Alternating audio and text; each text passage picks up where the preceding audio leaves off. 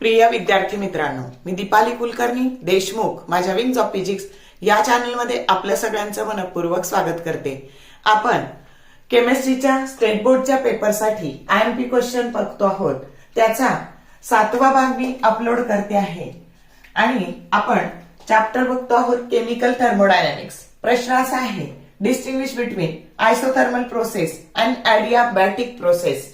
आता बघा, आपल्याकडे ही सिस्टीम आहे, तर ही जी सिस्टीम आहे याच्यामध्ये आपण आयडियल गॅस घेतलेला आहे आणि जेव्हा आयसो मीन्स सेम आणि थर्मल मीन्स टेम्परेचर, तर ज्या वेळेस या सिस्टीमचं टेम्परेचर हे कॉन्स्टंट राहतं, जो व्हेरिएबल कॉन्स्टंट राहतो त्याचा चेंज नेहमी 0 असतो आणि म्हणून a process in which the temperature remains constant और there is no change in temperature, that process is called as isothermal process. आणि म्हणून डेल्टा टी बरोबर काय झालं, 0 झालं।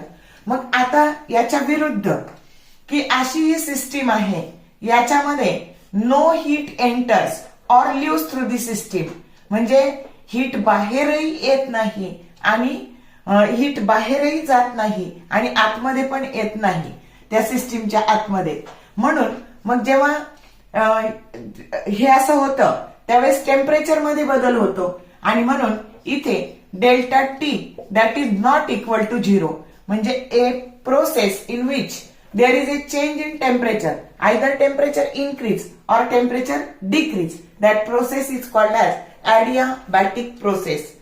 आता बघा, इंटरनल एनर्जी जी असते ना, तर ती फक्त आणि फक्त टेम्परेचरवर डिपेंड असते आणि म्हणून इथं जर टेम्परेचर कॉन्स्टंट डेल्टा यू ही इंटरनल एनर्जी एनसीव्ही डीटी असतं बघा, हे डेल्टा टी।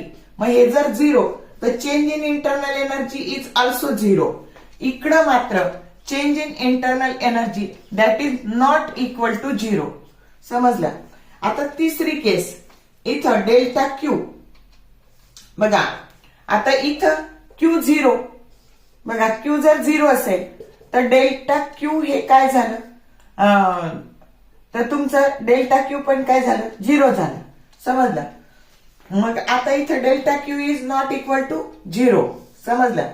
इकडे 0 delta Q that is equal to 0, इथं मात्र नॉट इक्वल टू 0। एक लक्षात ठेवायचं, डेल्टा टी 0 असेल तर delta Q that is not equal to 0 आणि इथं delta T that is not equal to 0, तर डेल्टा क्यू बरोबर काय घ्यायचं, 0 घ्यायचं। ओके।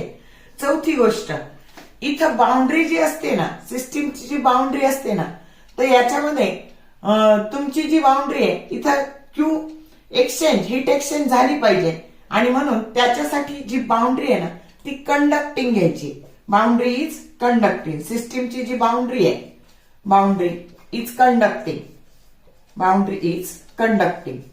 इथं मात्र आपल्याला हीट आतही आली नाही पाहिजे, बाहेरही नाही गेली पाहिजे आणि म्हणून boundary is insulating, boundary is insulating, boundary is insulating.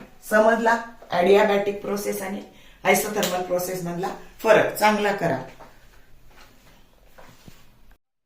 इथे बघा, हा फरक जर तुम्हाला लिहायचा असेल तर इथं मी तुम्हाला दिलेला आहे, मी शॉर्ट मध्ये एक्सप्लेन केलाय आणि तुम्हाला डिस्क्रिप्टिव्ह लिहायचा असेल तर तुम्ही इथून लिहू शकता।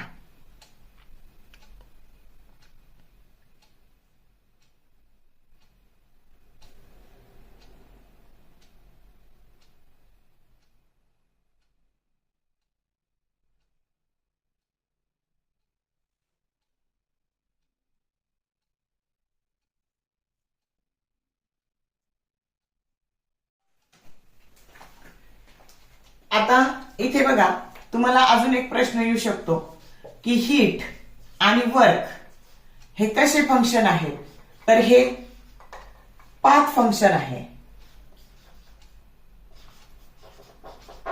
आणि इंटरनल एनर्जी हे स्टेट फंक्शन आहे। नीट लक्षात ठेवा, याच्यावर पण प्रश्न येऊ शकतो। Dash dash is a path function, dash dash is a state function. समजलं का? तर हा भाग आवडला असेल तर लाईक करा, शेअर करा, कमेंट करा. All the best for your study and thank you for watching this whole video.